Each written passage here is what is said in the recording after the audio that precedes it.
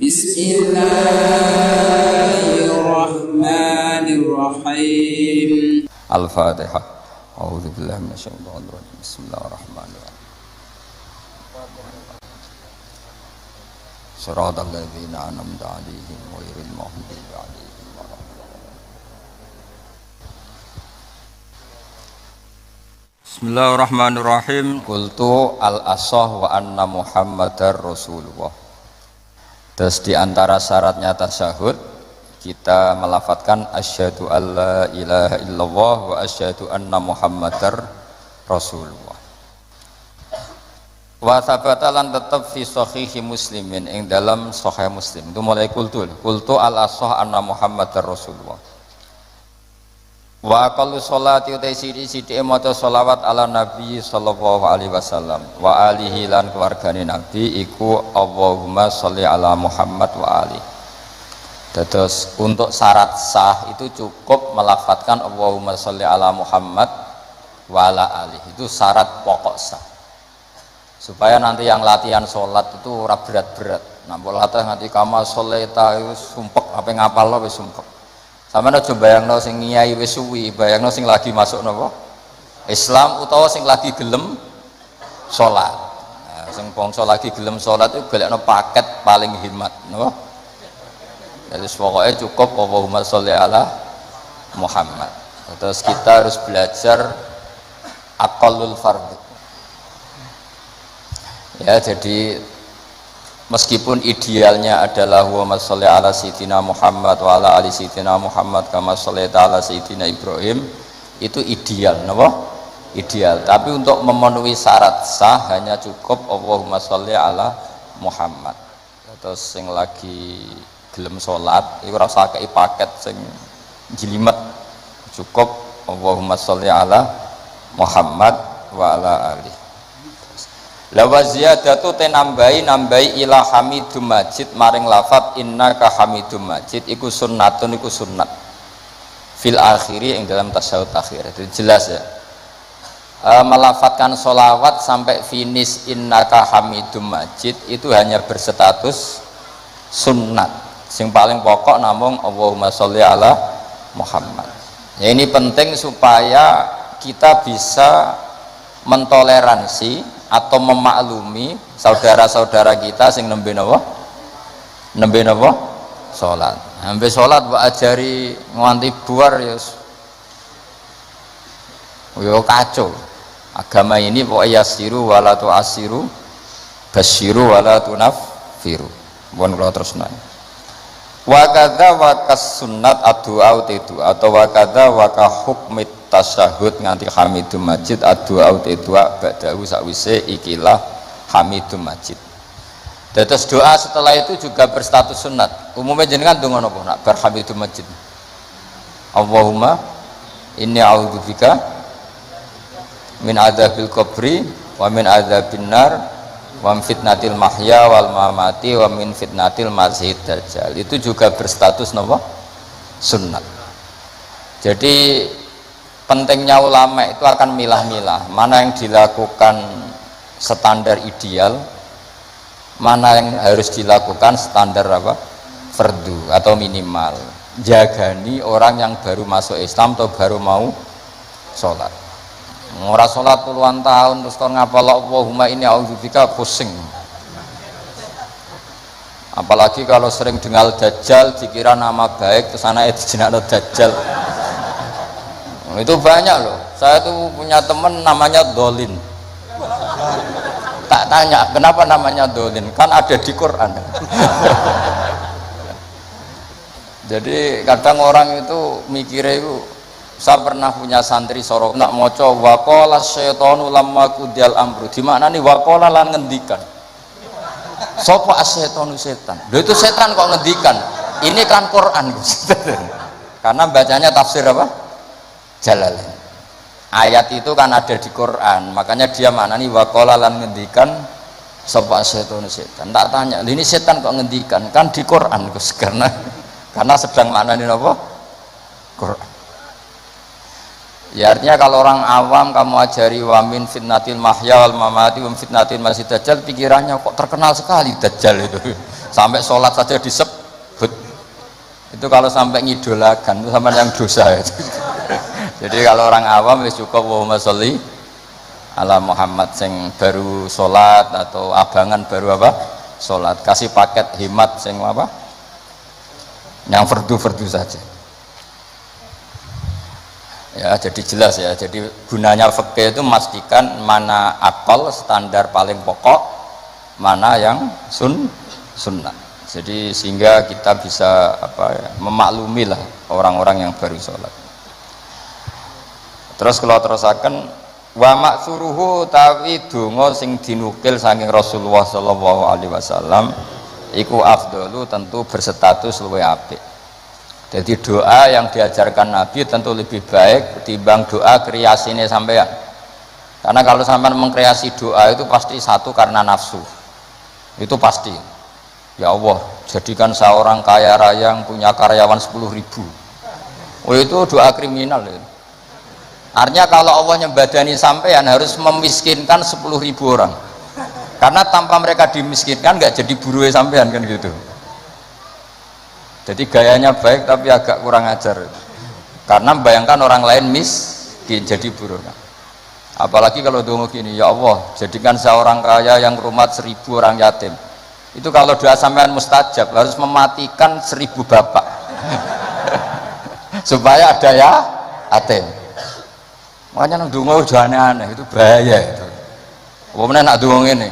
Dongakno kula sugih Gusti ben saged nyafati Gus Mbak, kersane saged nulung. Berarti ke mbayangno aku kere. Kere terus disantuni kan kurang ajar betul. Ora usah donga kreasi itu bahaya karena coba kalau sampean donga ya Allah paringi kula sugih ben saged nyantuni Gus Mbak. Berarti kalau doa itu mandi, saya dimiskinkan dulu, butuh santunan. Ngawur sekali doa itu. Makanya yang pernah doa gitu dicabut ya mulai hari ini itu kelihatannya mahabbah tapi itu kriminal itu apa? Nggak boleh. Maka dalam kitab hikam itu diterangkan gini, saya masih ingat betul di hikam. Doa itu nggak boleh pakai kreasinya sendiri meskipun itu wali. Masyhur kan ada wali dia itu hamal. Hamal itu tukang mikul barang di pasar itu. Jadi dia dapat opah itu karena manol. Hamal itu tukang manol. Kuli angkut itu. Bahasa Jawa nih kok manal kok tahu konco itu dia tukang manol di pasar gitu, dapatnya uang kalau ngangkat barang dari toko ke mobil mungkin ya, kalau sekarang contohnya mobil. Karena dia itu wali, setelah dapat uang kalau sekarang mungkin hanya 5.000, semuanya cukup untuk beli uduk, bisa makan sudah, nggak usah nunggu 10.000 itu sudah kedonyan. Kalau wali punya uang 10.000 itu sudah kedonyan. Wali itu ya 5.000 pulang bisa makan ya sudah. Makanya sekali, kalau wali 3 kali susah jadi wali, hanya sekali, kecuali jalur khusus nggak bisa dikiaskan. Itu terus berdoa gini, ya Allah saya ini kekasih jenengan, saya makan hanya butuh sekali untuk kuat sujud. Ya Allah saya kasih rezeki yang nggak usah kerja. Masuk wali jadi manol. Singkat cerita ada satu peristiwa dia dituduh maling terus di penjara tiap pagi dapat rezeki, sore dapat rezeki. Terus tanya, ya Allah kenapa harus di LP, kan kamu minta rezeki tambah kerja. Rezeki tambah kerja ya penjara itu gitu. Terus semenjak itu dia kapok dongo yang kreatif karena tadi kan dia minta rezeki yang tanpa kerja. Apa itu coba? Penjara. Makanya tidak usah berdoa yang aneh-aneh ya, tidak usah berdoa yang apa, termasuk berdoa gitu, ya Allah saya ingin kaya supaya bisa nyantuni Gus Mbak. Itu kriminal. Karena kalau Allah nyembadani doa kamu memiskinkan saya, layak disantuni, terus kamu santun, nggak boleh doa seperti itu, nggak boleh. Atau ya boleh tapi aku yakin nggak mandi. Ya nggak apa-apa, paling nggak mandi aja. Karena Allah mesti mihak saya lah itu sembrono donga. Makanya wa maksuruhu afdol, doa yang dinukil dari Rasulullah SAW itu tentu lebih afdol karena diujarkan atau dilafatkan oleh orang sing afdolul khalqi. Makanya Sayyidah Aisyah tuh gak mau resiko kalau berdoa, itu masyhur Sayyidah Aisyah, inni as'aluka ma sa'alaka minhu habibuka Muhammad, terus wa asta'idzu bika mimma sta'adza minhu habibuka Muhammad. Jadi saya minta sesuatu yang pernah diminta oleh kekasihmu yaitu Nabi Muhammad, dan saya berlindung dari sesuatu yang pernah nabimu berlindung. Jadi karena nggak mau resiko, ada sahabat berdoa, ya Allah berikan saya kesabaran yang sempurna. Itu sama Nabi ditegur, jangan, kamu tidak kuat. Karena kesabaran yang sempurna di bojo mati, di anak mati, sing ngutangi nageh, tangga ora percaya, nyai gagal. Karena kalau minta sabar yang sempurna kan ujiannya harus ekstrim.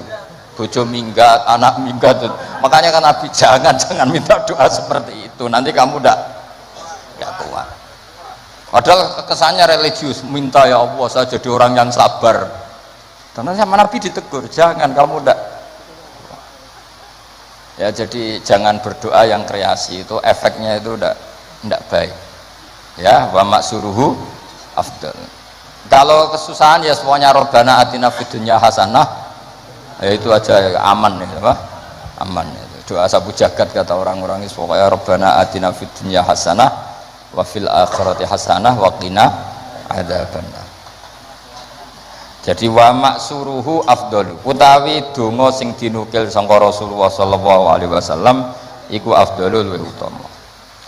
Wa minhu lan iku setengah saking maksur, utawi donga Allahumma ighfirli ma qaddamtu wa ma akhartu. Ada yang hafal? Terus wa ma akhartu wa ma asrartu wa ma asraf. Urutannya dulu. Allahumma ighfirli ma qaddamtu wa ma akhartu wa ma asrartu wa ma a'lantu. Terus antal muqaddimu. Kok nak bab donga hafalan ya? Tukang jaluk ternyata. Teruskan. Ila ila anta subhanak, terus ini kuntu itu mesti malaikat selangit bilang kamu sudah tahu kalau kamu minal zalimin. Ini kuntu minal zalimin. Terus ada lagi yang populer, Allahumma firli dzambi kullah, terus dikahu wa jillahu wa awalahu wa akhirahu wa alaniyatahu wa sirra. Jadi doa yang maksur itu lebih apa?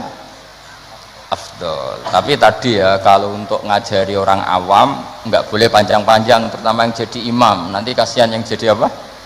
Makmum. Jadi ajarannya Nabi itu kalau orang jadi imam sholatnya itu disuruh cepat. Itu zaman sahabat, cepat tuh nunggu disuruh. Alhamdulillah kan kita tanpa disuruh sudah cepat. Jadi zaman sahabat itu zaman masih waras, sehingga untuk sholat cepat saja nunggu diperintah Rasulullah. Andai kan Rasulullah menangi zaman akhir, pernah perintah cepat apa enggak? Oh enggak pernah, karena sudah cepat sekali, sudah tidak cepat lagi ya Pak. Cepat sekali, malah mungkin agak dilarang, maksudnya cepat ya tidak seperti itu. Karena kita sudah parah. Masa terawih hanya berapa? 7 menit ya? Itu 20 rakaat. Berarti 7 menit itu berapa berarti? Itu dibagi 20, berarti itu parah itu. Untungnya sholat sunat, kalau sholat fardu tak demo itu. Ya itu ya, jadi termasuk yang warid atau maksur adalah Allahumma firli ma qaddamtu wa ma akhartu saterusnya. Wa yusanu lan den sunanto apa ala yazida ing yen to ora nambe apa doa ala qadri tasyahudi ngatasé kadar tasyahud wa sholati lan kadar sholawat ala nabi sallallahu alaihi wasallam. Nah ini fikih yang sangat saya setuju. Sebaiknya kalau minta sesuatu kepada Allah tidak melebihi sighatus tasyahud atau sighatus sholawat ala Rasulillah sallallahu alaihi wasallam. Ini fikih yang sangat etis menurut saya, sangat beretika. Mosok nyebut Nabi Allahumma sholli ala Muhammad, berapa kalimat Allahumma sholli ala Muhammad misalnya 3 kalimat, padahal Nabi yang mensyafaati kita, yang sudah baik mengeluarkan kita minadz zulumati ilan nur, tapi ketika kepentingan kita bisa berkalimat-kalimat. Iku jare Allah mesti ngene, iki piye? Eling nabine mau tolong kalimat, eling hajate dhewe berkalimat-kalimat. Iku gak ada etika. Mana nak donga ku aja nglangkai kadar tasyahud dan sholat alan Nabi. Makanya saya itu termasuk orang yang kalau baca sholawat itu jarang berdoa, mau sidik tok di belakang. Jangan sholawatnya sedikit, kemauannya banyak. Makanya sholawat Masisiyah itu menurut saya itu bagus sekali karena nyifati Nabi panjang sekali. Nabi adalah orang yang manfalakotil anwar waratakotil haqoib, disifati banyak baru minta sedikit. Kalau kamu kan enggak, Allahumma barikati sholat ala Nabi Muhammad salli ala Muhammad ikdi hajatina wa hajati abaina wa abnaina, terus bakas bapak ibuke tanggane nyebutnya Nabi pisan tapi nyebut hajatnya enggak barbar. Itu sangat tidak sopan dalam aturan yang benar. Tapi dalam aturan toleransi itu tidak apa-apa, ilmunya baru sampai situ, paham ya? Jadi ini jelas ya, apa wa yusannu apa tadi itu? Wa yusannu alla yazida ala qadri tasyahud wa sholat ala nabi sallallahu alaihi wasallam ya. Doa itu ya sunat, tapi usahakan proporsinya jangan lebih panjang ketimbang apa? Syahadat dan sholat, karena ini menyangkut etika. Menyangkut apa? Etika. Masa nyifati Allah sekenanya, misalnya ingat Nabi juga sekenanya, kemudian ingat hajatnya sendiri panjang. Ini jelas ya, jadi itu etika ya. Makanya alhamdulillah guru-guru kita ngajari sholawat itu paket lengkap. Kan kita sholawat kita kan paketnya lengkap. Coba sekarang dihitung saja. Allahumma sholli ala sayyidina Muhammad wa ala ali sayyidina Muhammad kama shallaita ala sayyidina Ibrahim wa ala ali sayyidina Ibrahim wa barik ala sayyidina Muhammad wa ala ali sayyidina Muhammad kama barakta ala sayyidina Ibrahim wa ala ali sayyidina Ibrahim fil alamin innaka Hamidum Majid. Terus paket doanya sedikit. Ya tadi karena kebetulan sampai napalnya kan hanya Allahumma inni a'udzubika min adzabil qabri wa min adzabin nar fitnatil mahya wal mamat fitnatil masiihid dajjal. Jumlah itu dengan sholawat tadi banyak man, banyak sholawat itu masih bagus ya. Jadi apa ya, menurut saya fikih ini bagus ya. Jadi apa, disunatkan doa itu tidak melebihi jumlah apa tasyahud dan sholat, kira-kira ya seperti itulah etikanya, memang seperti itu ya. Jadi kecuali doa itu panjang tapi kamu tidak niat disembadani, mau bukti butuh yang pangeran makomnya Syed Abdul Al-Haddad, tapi potongannya sampean mesti ndal. Syed Abdul Al-Haddad itu saya berdoa bukan karena saya butuh, untuk menunjukkan saya iftikor dan ibtihal sama Allah. Jadi yang minta itu bukti butuh saja, tapi nggak ingin disembadani. Tak pikir sampean tidak seperti itu. Ya jaluk tenan, nak arah disembadani. Jadi nak jaluk disukani Gusti lah, kok boten malah protes. Itu malah repot. Pun kula terusno ya. Waman tesapani wong ajaza iku apes sapa man anhuma saking tasyahud lan sholawat tarot jama mongko nerjemah sapa man. Ana sing maca tarjamah iki sami. Wa ya tarot jamu lidua wa dzikri al mandub sapa al ajizu lal qadiru fil asah. Jadi untuk orang yang tidak mampu melafadzkan tasyahud secara bahasa Arab itu boleh pakai apa? Terjemah. Ini enaknya Islam. Dan itu tidak termasuk dianggap kalam ajnabi, kalam yang keluar dari sholat, karena tasyahudnya masih tentang apa? Ibadah. Ya saya teruskan. Tapi alhamdulillah di Indonesia itu tidak terjadi. Di Indonesia itu luar biasa. Yang paling awam pun itu pakai bahasa Arab. Makanya ada usah bayangkan ada sholat bahasa Indonesia. Makanya ada cerita, ini kisah nyata itu. Ada wartawan Indonesia di Gaza ngeliput perang di tinggi Golan itu di Gaza. Dia nggak bisa bahasa Arab, bisanya bahasa Inggris. Ditanya sama wartawan Timur Tengah, kamu bisa bahasa Arab? Nggak bisa. Nah ya sudah gitu aja, dia ngomong bahasa Inggris sama wartawan Timur Tengah. Setelah sholat Dia jadi imam yang orang Indonesia. Itu fasihnya masya Allah. Kabiro walhamdulillah katsiro subhanallah bukrata sampai at-tahiyatul mubarakatus sholawatu thayyibat. Akhirnya dicucuk. Wah kamu tawaduk sekali, bahasa Arab kamu fusha katanya. Karena bacanya benar, kabiron maf'ul mutlak ya nasab. Wa subhanallah mudhaf ilah ya mudhaf ilahnya jar. At-tahiyatu mubtada ya rofa, al-mubarakatu sifat ya rofa. Itu semuanya benar. Robbana munada mudhaf ya hanya dibuang ya bacanya Robbana. Laka khobar muqaddam alhamdulillah mubtada muakhir ya benar. Dicucuk. Dikira dia bahasa Arabnya fusha karena terkibnya nggak ada yang salah. Terus ditanya, kamu alim ya? Enggak, mancen apalannya gitu. Jadi luar biasa. Makanya orang Indonesia di mana-mana dihormati. Itu orang Arab kalau melihat orang Indonesia sholat itu mantuk-mantuk. Raine ini kok fase ngono gitu kan. Karena nggak ada yang salah terkibnya. Ayo coba kamu baca at-tahiyatul barakatus. Oh itu kalau dengar ahli nahwu kan wah betul itu. Wah, naktul marfu'un. Padahal aslinya ya ra iso pokoke ngono.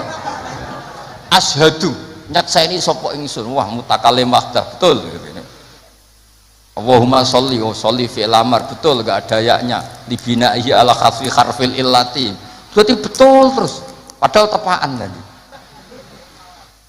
Itu hebatnya Indonesia. Coba kalau kita nanti sholat pakai bahasa Indonesia. Terus kamu sholat di Timur Tengah, itu kan pasti dianggap aliran. Ini pakai apa? Gitu.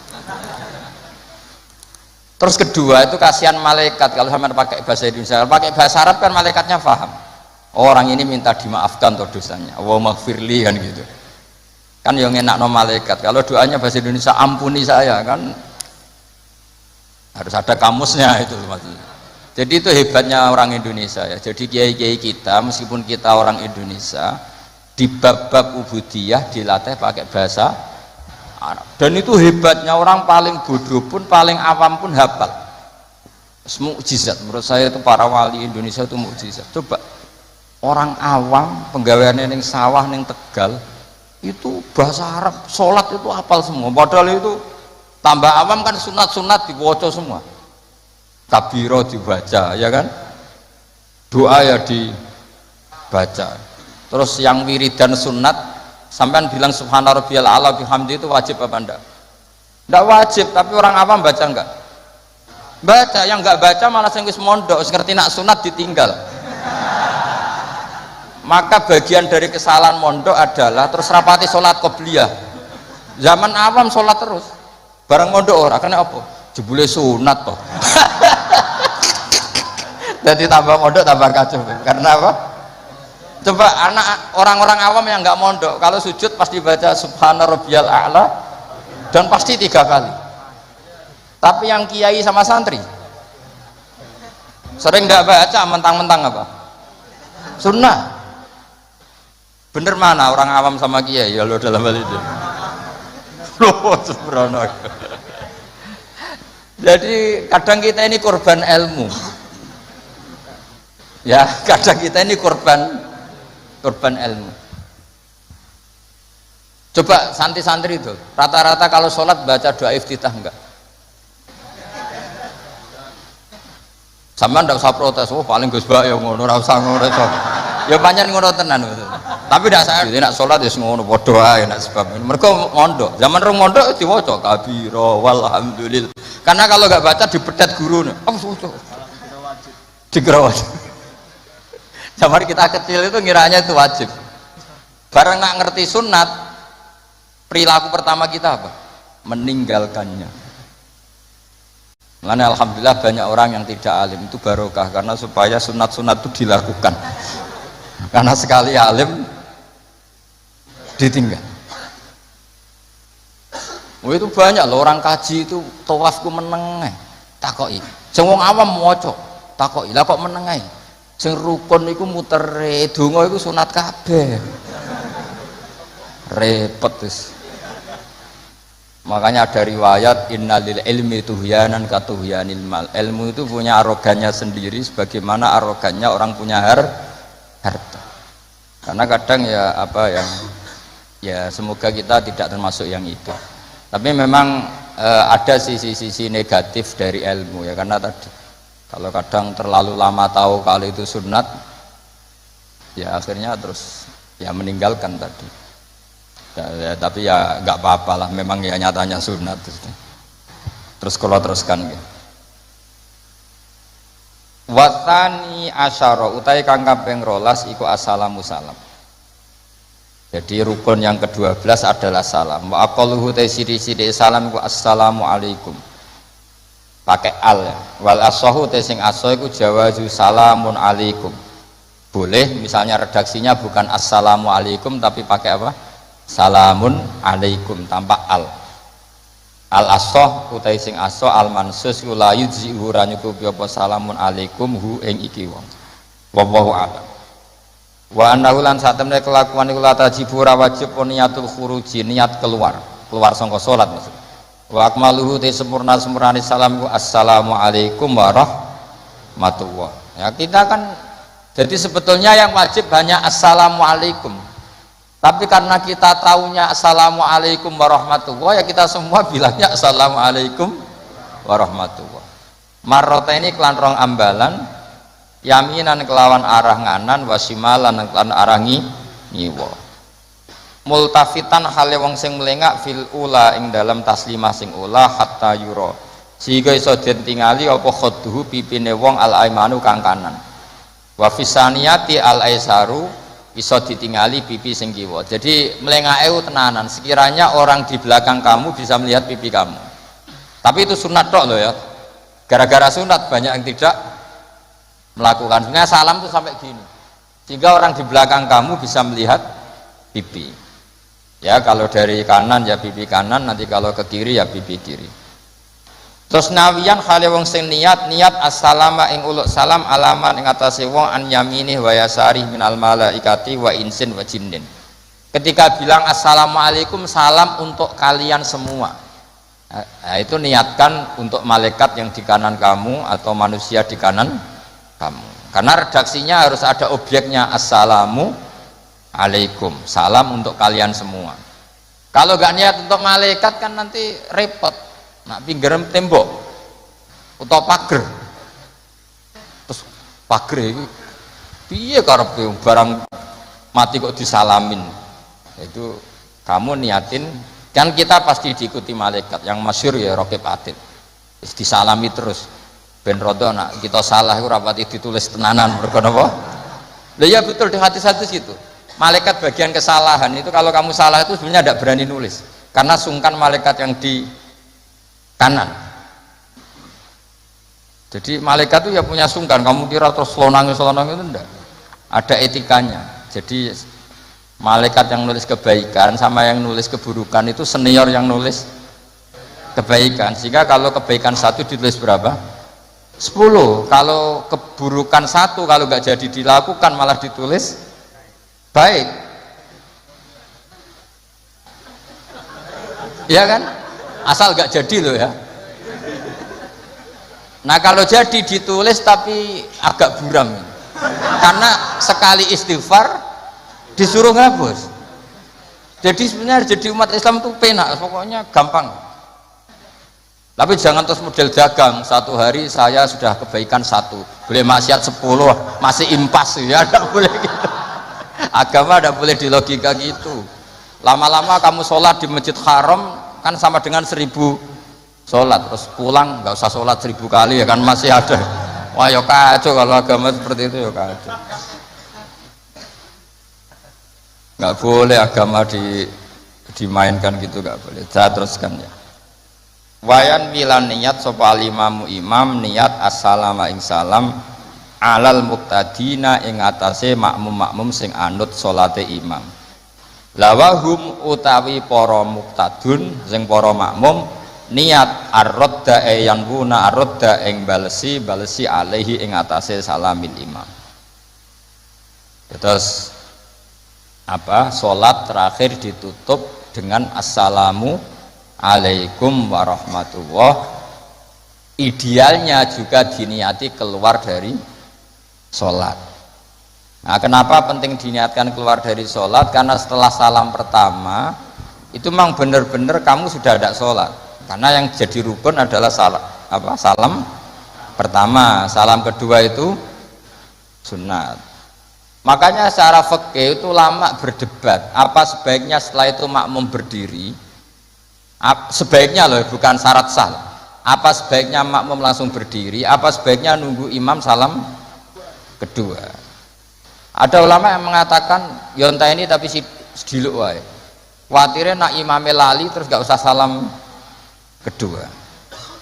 Terus resiko kedua adalah rabtu sholat biman laisa fi sholatin. Setelah imam salam pertama, artinya statusnya imam masih sholat apa enggak? Enggak kan? Berarti makmum menghubungkan sholat dengan orang yang sudah tidak sholat. Jadi itu menjadi masalah fikhiyah, paham ya? Sehingga ya sudahlah kita standar saja, ya jangan terlalu nunggu, ya tapi ya jangan terlalu cepat, ya yang umum saja lah, yang umumnya orang saja. Cuma sampean tak ajari fikih kan, sampean minta saya di sini kan ngajar fikih, sampean jangan protes, tidak usah gitu, ilmu ya ilmu saja, tidak usah diprotes. Setelah imam salam pertama, statusnya dia masih sholat apa enggak? Enggak kan? Sudah keluar dari sholat. Artinya kalau makmum terlalu lama, dia mengikatkan sholatnya dia sama orang yang statusnya sudah tidak sholat. Paham ya?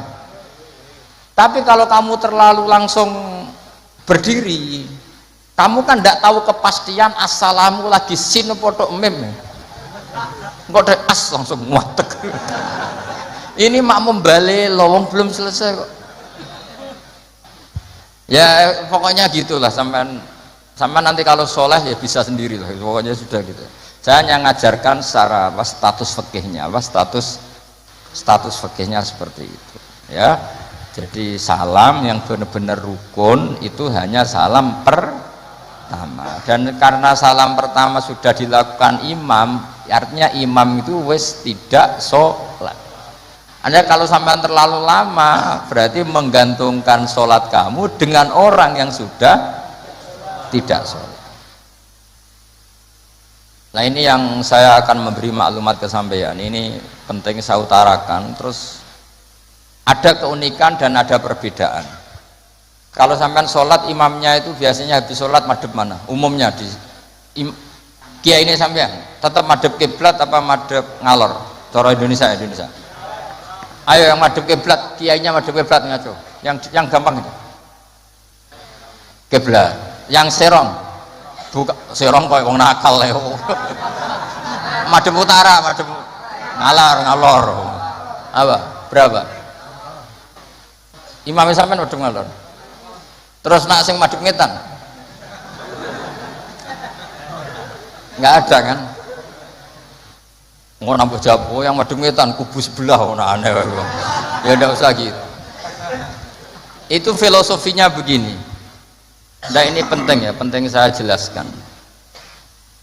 Di tek-tek hadis sahih, saya ulang lagi, di tek-tek hadis sahih itu Rasulullah setelah salam itu redaksinya aqbala alaina biwajhi, maka Nabi menghadap ke kita dengan wajahnya. Berarti kira-kira kalau di Indonesia menghadap mana? Timur. Tapi itu tidak konsisten. Konsisten itu ahyanan, tidak konsisten itu ahyanan. Nah, kenapa guru-guru kita tetap madhep kiblat? Karena afdhalul jihad itu kiblat. Kadang guru kita kadang menghadap apa? Utara. Tapi sebagian guru kita juga kadang menghadap ke timur, misalnya langsung ngaji. Itu filosofinya gini di beberapa syarah di Fathul Bari itu. Nabi itu kan sholat, dengerin ya, Nabi itu sholat. Makmumnya itu rata-rata itu kadang 7 kilo dari dalamnya Nabi. Dengerin ya, berapa? 7 kilo, udah pakai motor ninja enggak, 7 kilo pakai unta. Kalau sampean bilang 7 kilo pakai motor kan cepet. Resikonya apa? Ini dengerin, awas kalau salah. Berarti kalau salah sanad. Maksudnya sampean yang salah, bukan saya. Artinya andekan Tak ulang lagi, andaikan Nabi tetap berposisi menghadap kiblat, maka makmum yang baru datang tuh ngira Nabi masih sholat, sehingga wis kadung Allahu Akbar langsung duduk karena ngiranya Nabi masih, padahal Nabi sudah tidak sholat. Maka untuk mengantisipasi itu Nabi memaklumatkan diri dengan ahwalnya, perilakunya, beliau menghadap makmum supaya ada kepastian kalau beliau sudah selesai sholat. Sehingga karena illatul hukmi seperti ini, kiai-kiai kita fleksibel, kadang madhep kiblat, kadang madhep ngalor, kadang madhep ngetan. Itu ada filosofinya, orang gagah-gagahan. Ada yang madhep ngetan terus, pokoknya Nabi seperti ini. Tidak seperti itu. Semua perilaku Nabi yang tidak wajib itu disara-sara disebut ahyanan, sesekali tempo. Maka yang penting bagi imam itu begini, yang penting setelah selesai salam itu tunjukkan kalau sholat kamu selesai. Makanya banyak yang terus astagfirullahaladzim buanter untuk menunjukkan ini sudah mulai wiridan badas sholat. Jadi sebetulnya kalau menurut fikih beling itu boleh saja kamu mengatakan bar salam wis bar ludul tapi itu kan beling sekali masuk bar sholat, tapi itu bagus untuk kelas kamu, maksudnya supaya ada kepastian bahwa sholatnya sudah selesai. Oh, Nabi Udud, wah ini malah itu ada ilmunya, sampean cek di Fathul Bari. Supaya kenapa saya cerita ini, biar yang menghadap ngalor juga fanatik, yang menghadap ngetan juga tidak, karena itu hanya untuk menunjukkan kalau Nabi sholatnya sudah selesai. Coba bayangkan Nabi itu idola kan, sudah jauh-jauh 7 kilo ke situ naik onta atau naik kuda, terus ngerti Nabi masuk madhep kiblat, mesti cara sampean alhamdulillah Nabi urung salam kan gitu. Barang wis melok lungguh dibeli Nabi subhanallah subhanallah alhamdulillah. Lah terus makmume beling, wah rugi aku. Repot, mosok makmum Nabi kok muni rugi. Mari Nabi ra kondo nak wis bar. Perkara ndak kira-kira seperti itu. Nah, daripada perkara, Nabi secara ahwal menunjukkan kalau sholatnya selesai Nabi menghadap makmum sebagai maklumat kalau sholatnya sudah selesai. Clear ya? Sehingga kamu tidak perlu berdebat sunat mana Gus, madhep ngalor sama madhep ngetan. Oh, malah takok sunat ngaji sik lagi takok. Senangannya gugat ya ngaji se alim se lagi takok. Lah nek salim rasa takok ya alhamdulillah. So ini ndak usah alim takok gugat. Mana sunnahnya kalau Nabi madhep ngalor? Ya sesuk tak takokno, mana sunnahnya cangkem elek? Kan yo ora ono. Angger wong kok mbok iso lama-lama. Mana sunnahnya kalau Nabi pernah di Indonesia? Malah panjang kan apa? Tidak usah gitu ya ngaji. Jadi di sara-sara itu diterangkan misalnya kan Rasulullah Shallallahu Alaihi Wasallam idza takallama salasan ahyanan di suatu tempo. Begitu juga Nabi kadang sholat itu hanya astagfirullah salasan suman sorofa. Beberapa kali Nabi sholat itu hanya baca istighfar 3 kali suman sorofa. Ya sudah segitu aja. Ada yang Allahumma a'inni ala zikrika wa syukrika wa husni ibadati. Ada riwayat yang sabbahawa salasan wa salasin wa hammadawa salasan wa salasin wa kabbarawa salasan. Terus kiai-kiai khusyuk semua yang ahyanan ini dikombinasikan jadi satu. Jadi kita yang ahlul ilmi ini eskal, wong Nabi itu paketnya satu-satu, tapi oleh kiai khusyuk itu semuanya dirangkum jadi paket lengkap. Ini ya ada, tasbihnya ya ada, doanya ya ada. Maka makmum-makmum yang kesibukan ini bingung, ini gimana ini kok paket lengkap, kan lama akhirnya. Lewong sholat yang rukun saja lama nggak boleh, apalagi wiridan. Maksudnya bukan terus nggak boleh ya, enggak, maksudnya yuk mikir makmum. Makanya diantara ciri khas Indonesia itu walinya sebagian diyakini dari Samarkand, dari Tashkent, Uzbek, sebagian tentu. Itu saya ketika mondok di Mbah Mun, itu Mbah Mun yang mimpin sholat, itu kalau wiridan ya separuh sudah bubar. Saya pernah di Lirboyo melihat ya separuh sudah bubar. Ternyata yang kelakuan kayak gitu ada di Uzbek. Meskipun imamnya mursyid separuh bubar. Itu tradisi yang bagus, itu harus ditiru. Artinya harus ditiru gini, untuk menjaga konstitusi wong nunggu guru ono separuh, untuk menjaga konstitusi kalau nggak wajib ada yang bubar. Kalau semuanya nunggu berarti ini mewajibkan sesuatu yang tidak wajib. Itu bahaya kalau dalam konstitusi ilmu. Sayyid Abdullah bin Husain bin Thohir yang ngarang Sulam Taufik itu diantara masalah besar dalam ilmu apa? Ijabu malam yajib, mewajibkan sesuatu yang tidak wajib. Sehingga para ulama itu yang ngikuti Sulam Taufik yang dikarang Sayyid Abdullah bin Husain bin Thohir itu kalau muridnya wiridan terus dia mau cung ora wajib kok wiridan terus kok dikira wajib, tapi nak tahu rata wiridan ya dia mau sunat ora tau mbok lakoni. Nah itu akhirnya di Indonesia itu bagus, pondok-pondok besar di Indonesia kalau kiainya, padahal yang imami kiainya, apalagi ketua keamanan malah ditinggal. Oh penggane nangkep wong gitu. Saya dulu pernah sholat, Mbah Mun nggak ngimami, yang ngimami ketua keamanan. Itu belum takbir separuh sudah bubar. Karena kecewa, kan kita ingin makmum Mbah Mun, ngapain ini yang maju? Wah repot. Ya jadi tradisi itu jangan pahami yang macam-macam ya. Bubar separuh, anggap saja menjaga konstitusi ilmu bahwa tidak boleh yang nggak wajib berstatus wajib. Tapi yang tetap wiridan nggih monggo, mungkin tidak punya kesibukan. Sehingga Quran itu fleksibel. Orang baik itu siapa? Orang baik adalah yadhkurunallaha qiyamau wa qu'udaw wa ala junubihim. Jadi wiridan tidak harus lungguh, sambil berdiri ya boleh, sambil jalan ya boleh. Fa idza qudiyati sholatu fantasiru fil ardi wabtahu min fadlillah wazkurullaha katsiran. Itu ayat wazkurullaha katsiran itu setelah fantasiru ya sudah, kalau mau bubar ya bubar enggak apa-apa. Tapi harus selalu ingat Allah. Jadi dulu itu ulama dulu itu rileks. Makanya di kenangan hadis-hadis sahih, famin naman kada, sebagian kita begini, sebagian kita gini. Padahal itu masih disaksikan Rasulullah Shallallahu Alaihi Wasallam karena nggak boleh ijabu malam yajib.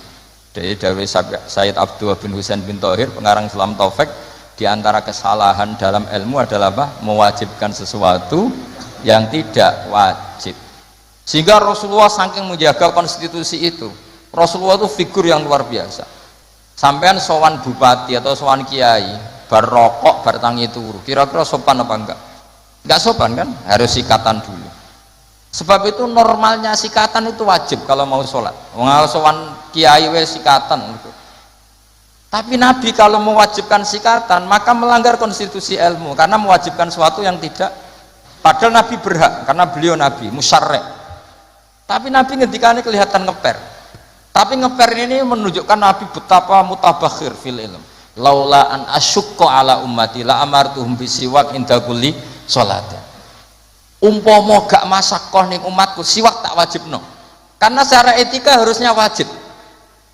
Tapi secara konstitusi nyatanya tidak wajib. Nah karena baina ini, kira mana nih baina?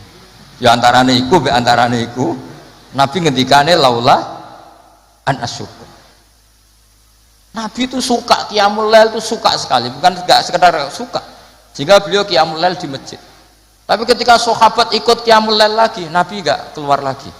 Karena takut dianggap wajib. Itu Nabi. Makanya saya itu sebenarnya kepengen poso Senin Kemis, tapi angger kiai kok poso Senin Kemis kok dikira wajib. Mulane aku ora tau poso.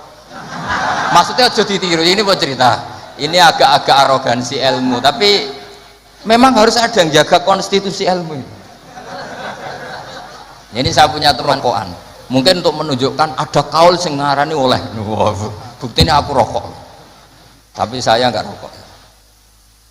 Jadi harus ada yang menjaga konstitusi ilmu. Saya sering ngecek beberapa hadis, Nabi itu kalau ada sesuatu yang positif inginnya itu diwajibkan, tapi cara konstitusi enggak wajib. Misalnya menggambarkan betapa pentingnya taatnya istri sama suami. Nabi ngendikan gimana coba? Kalau saja boleh seseorang makhluk boleh sujud sama makhluk, maka saya akan memerintahkan seorang istri bersujud sama suaminya. Tentu suami yang tidak kayak sampean, maksudnya itu gambaran sampean rasa disujudi, ora dipisoi sampai gitu kan. Artinya Nabi itu menjaga konstitusi ilmu itu luar biasa. Ya kayak tadi, normalnya sikatan itu wajib gak? Wajib kan normalnya loh, karena tangi turu berrokokan terus muni Allahumma lakal hamdu bul tapi kalau diwajibkan secara konstitusi tidak wajib, tapi secara etika wajib. Makanya ngetikanya ngeper laula an asyukko ala umat. Sekarang tak beri contoh lagi, ndak ini ngaji. Saya beri contoh, sekarang doa paling mustajab itu jam berapa? Kalau jam Indonesia kira-kira jam 3 kan, atau setengah 4 lah. Kenapa harus ada sholat isya yang berapa biasanya sholat isya? Biasanya setengah 8, anggap baca setengah 8 lah aman kalau jam. Maka Nabi ini ngeper, tapi ngepernya pinter, ngeper dari ilmu, bukan ngeper dari ragu. Ngeper itu ada dua, ada ngeper karena nggak ngerti, ada ngeper saking pinternya. Kayak saya ini kalau ngaji sampean itu kan ngeper, di satu sisi sunat, di sisi lain setengah dosa meninggal pondok. Itu mesti ngeper, kalau orang alim ngeper. Kayak sampean ngaji ini, saya tidak tahu malaikat ditulis ngaji cari ilmu apa dari masalah di rumah, tidak tahu saya. Itu orang alim pasti ngeper. Beda tipis ya. Itu mesti, itu bukan mungkin, mesti. Coba status anda ini nyari ilmu apa dari masalah? Sebagian ya nyata nyari ilmu yang nggak punya masalah, sebagian ya memang. Maka penjaga kuburan di wali-wali tak tanya, wong sing tukang ziarah piye? Ngene Gus, nak ziarah sak jam, biasanya wong bener.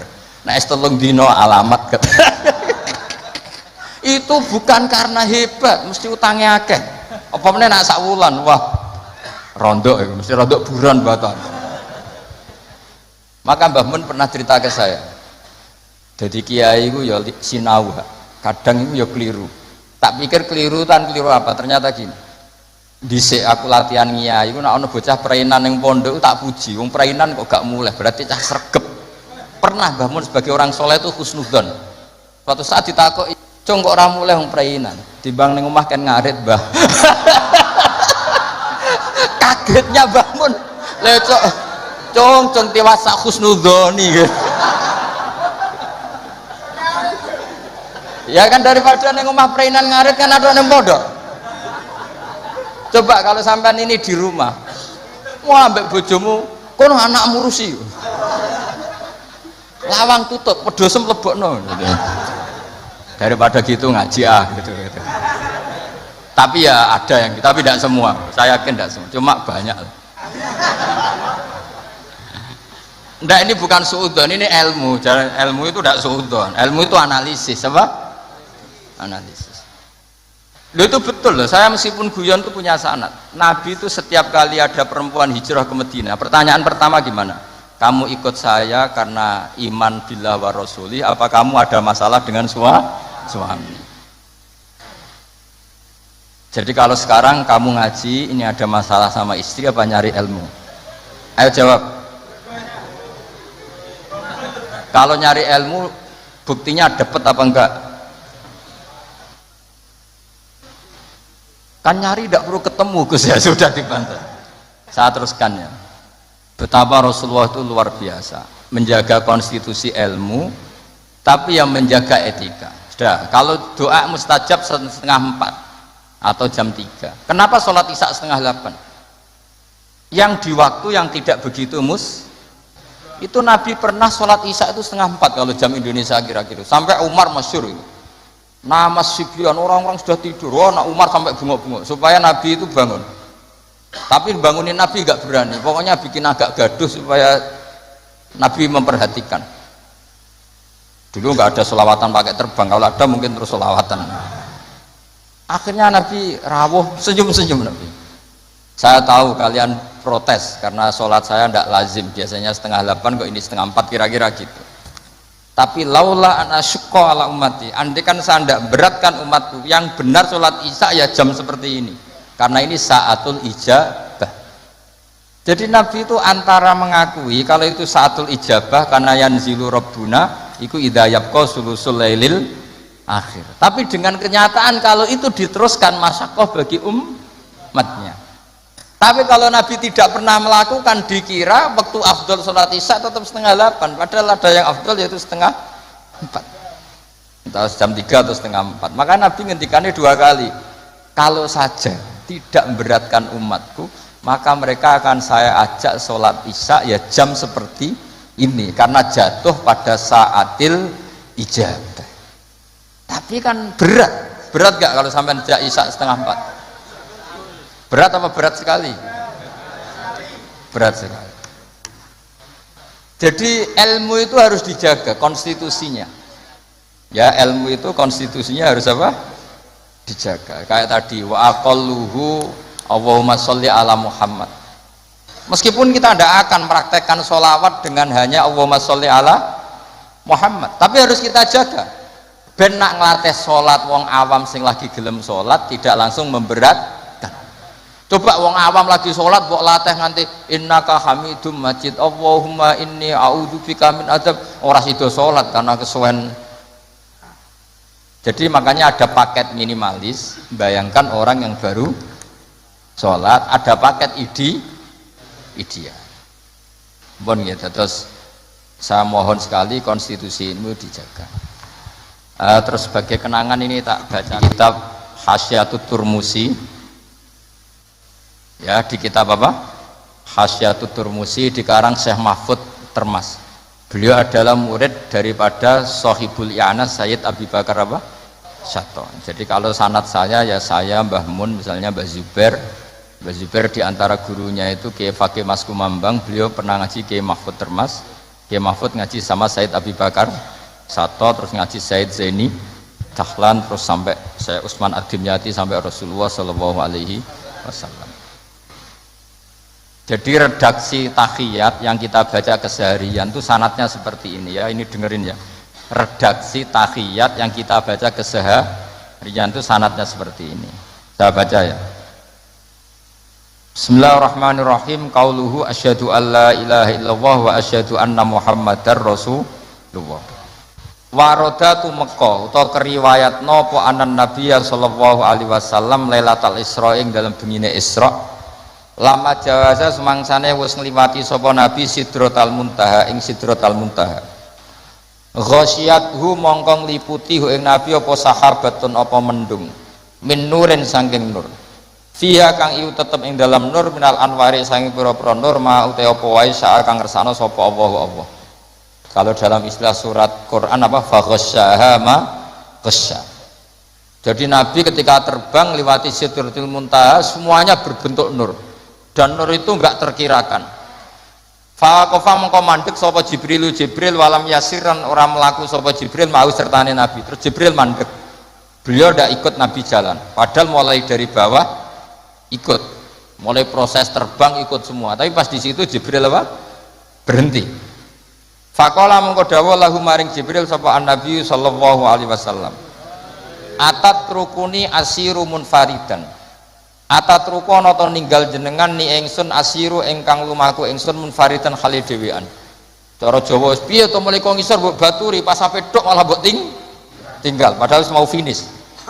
Faqala mongko matur sapa Jibril dawuh wa ma minna illa lahu maqamum maklum. Wa ma minna lan ora ana saking salah sijine kita illa lahu kecuali ahadin minna maqamun te ana batas maqam maklumun kang wis ditentokno. Intine cara Jawa iku saya bukan membiarkan engkau sendiri, tapi ini kelas saya maksimalnya sampai sini. Jadi kelas saya sampai sini. Jadi tahu diri Jibril. Ini sudah ada wilayah saya. Ini kelas saya berhenti di sini. Wa ma minna illa lahu maqamum ma'lum. Faqala mengko dawuh sapa Nabi, sirmai walau khutwatan. sir mlaku panjenengan mai sertane ingsun walau khotwatan senajan to sak jangkah. Terus sampai Nabi dinyang-nyang. Pun tambahi sithik mawon. Jadi Jibril dinyang, ya akhirnya gelem sungkan mek Kanjeng Nabi. Sithik wae sak langkah, pun baturi sithik mawon. Fasara mongko lumaku sapa Jibril ma'u sertane Kanjeng Nabi. Fakata mongko memes sapa Jibril ayah tirka ento kobong sapa Jibril menan nuri sanging nur wal jalali lan keagungan hebati lan wibawa. Wasahura lan cilik sapa Jibril wadaba lan luruh sapa Jibril. Luruh iku meh koyo hancur dene dzaba. Hatta sara sing dadi sapa Jibril qadrul usfuri mok sak manuk emprit. Itu Jibril ketika melanggar satu langkah saja beliau luruh saking wibawanya Allah sampai hatta sara qadrul usfur. Jibril ku cilik nganti sak manuk emprit. Mengkeret ya cara Jawa kok rohan mengkeret. Bangsa mengkeret kok roh kenapa? Oh mengkeret cilik roh pinter nak bangun. Repot ya. Umat tuh macam-macam. Ana roe mengkeret barang ya. Fa asyara moko isyarah sapa malaikat Jibril ala Nabi sallallahu alaihi wasallam isyarah bisalam iklan salam. Bi ayu salima. Gambare arep ento maca salam sapa Nabi ala Rabbi ing atase pangerane Kanjeng Nabi idza wasala nalikane ustumaka sapa Nabi makanal khitab ing panggonane khitab. Jadi ketika Jibril nggak bisa ngawal sampai situ, ya sudah jenengan saatnya kirim salam atau membaca salam untuk Allah Subhanahu wa taala. Terus faqala falamma wasala mongko semangsane tumeka sapa Nabi sallallahu alaihi wasallam ilahi maring makanal khitab atau ilahi ila makanil khitab qala mongko dawuh sapa Nabi at-tahiyatul mubarakatus sholawatut thayyibatu lillah. Kula maknani nggih. At-tahiyatu te segalane ruba-ruba al-mubarakatu kang berkah kabeh. As-sholawatu kang penuh dengan rahmat azim atau ibadu kang suci kabeh iku kabeh lillahi kagungane Allah. Segala kebaikan, segala keberkahan, segala kehormatan, segala kesucian namun kagungane Allah Subhanahu wa taala. Faqala mongko jawabi sapa Allah taala Allah menjawabi assalamu alayka ayyuhan nabiyyu wa rahmatullahi wa barakatuh.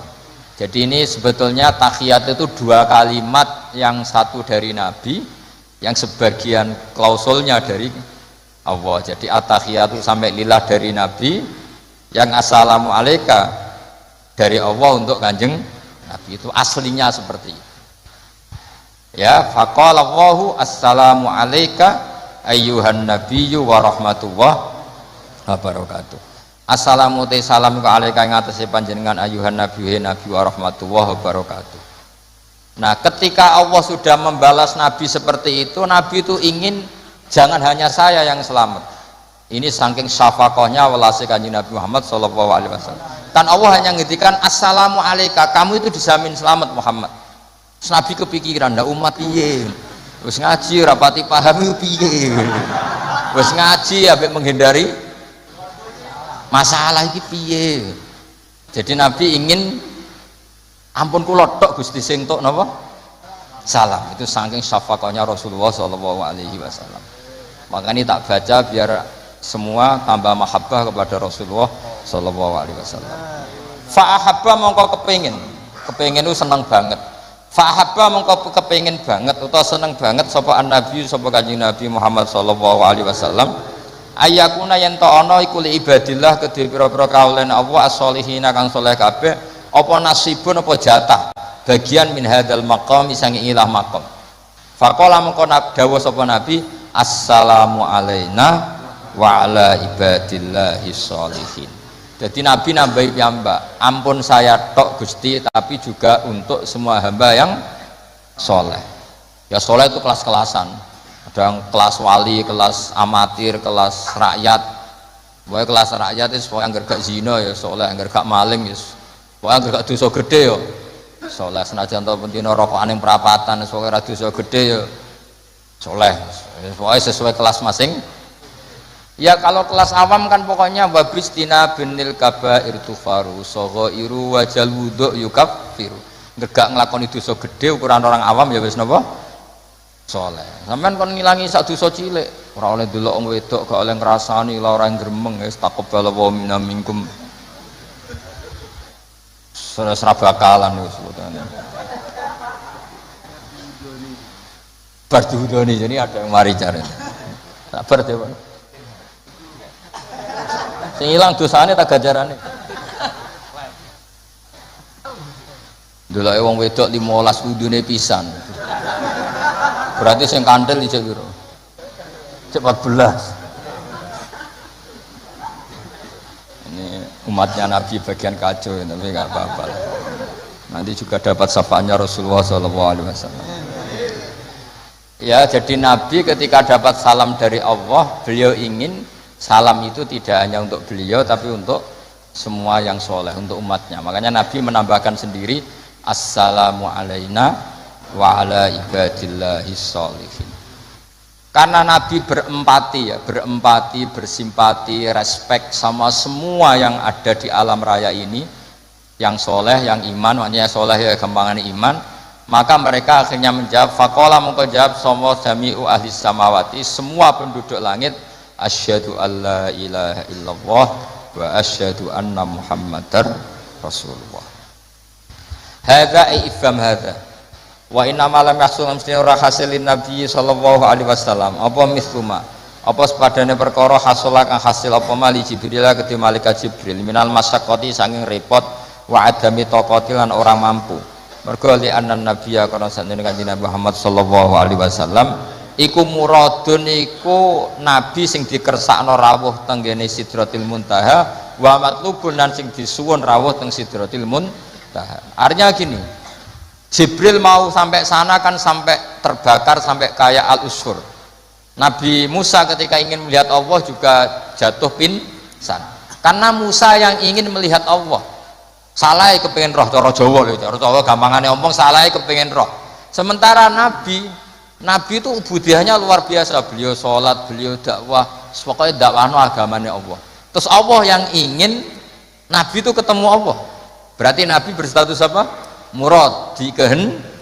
Maka beliau tidak mengalami kesulitan kayak yang dialami Nabi Musa. Ya kayak kira-kira gini, saya kesini ditimbali, kan nggak mendapat kesulitan. Wong ditimbali, dikawal. Saman kan teko-teko dhewe, kadang yang temangsang ning nguri kan kira-kira ngono. Kira-kira contoh gampang. Jadi lah misal Gus Bak sing nderekno sampean ya tok kene iki batas akhir. Nganti tok munggah diamuki wong, kuwi sapa kono ngarep kan.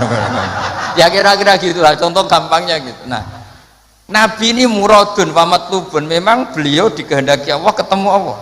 Sehingga agak ngalami kesulitan kayak yang dialami Jibril dan Nabi Musa. Itu maksudnya apa? Li'anan nabiyya sallallahu alaihi wasallam muradun wa matlubun. Fa'ata mongko paring ing Kanjeng Nabi sapa Allah kuwatan ing kekuatan wastidadan lan kekuatan persiapan litahammuli hadzal maqam maring nanggung utawa bebane ikilah maqam. Bi khilafi sairil makhluqati lan berbedani pira-pira makhluk. Lam yutik ora kuasa sapa ahadun wong suci minhum sang para makhlukat hadzal maqam ikilah maqam. Walidzalika lan krana are iki adamu itaqati ahadin minhum lama tajalan semasane muncul sapa Allah walal jabal ing atase gunung indakka mongko dadi hancur apa jabal wa ghara lan luruh apa jabal fil ardi ing dalam bumi wa kharra lan tersungkur sapa Musa saikon hale kesem perminal jalali saking haibahe Allah dzil jalali wal ikram. Mergo ni anna Musa kron satene Musa muridun wong sing karep ketemu pangeran wa talibun lan sing kepen ketemu pangeran. Tapi pangerane dhewe kan gak janjian. Maksudnya pangeran itu urung janjeni ketemu Musa wae sing kepe, maka prosedur itu harus ditempuh. Sementara Nabi Allah yang ingin ketemu. Beda napa mboten? Oh, beda sekali. Yang ngojak ngaji sesuk pinter dhewe. Tapi aja terus kula sing kesel sampean sing kepenak. Wa Muhammadan satamne kanjeng Muhammad sallallahu alaihi wasallam muradun iku sing dikersakno wa matlubun lan sing diminta. Jadi kenapa Nabi Muhammad tidak mengalami kesulitan karena memang Allah yang menghendaki ketemu sehingga di prosesnya dipermudah matlub. Ya. La wa farqun kabirun bainal maqamin. Wa hadza farqun kabirun bainal maqamin wa hadza utawi iki maksudnya iku farqun iku perbedaan kabirun kang gede bainal maqama ini antarane dua derajat. Maksudnya derajate murid ya rontok kangelan tapi nak derajate murad mudah. Ya contoh gampang gitu lah. Kamu dipanggil presiden, tentu dipersiapkan semua untuk ketemu kamu. Tenak kowe demo, udan panas urung mesti ketemu. Wong kowe sing karep, ora presidene sing karep. Lah ini Nabi Muhammad sallallahu alaihi wasallam, ini Allah yang menghendaki ketemu, maka prosedurnya semuanya mudah. Tapi Musa yang ingin, maka enggak semudah yang dialami Rasulullah sallallahu alaihi wasallam. Assalamualaikum warahmatullahi wabarakatuh.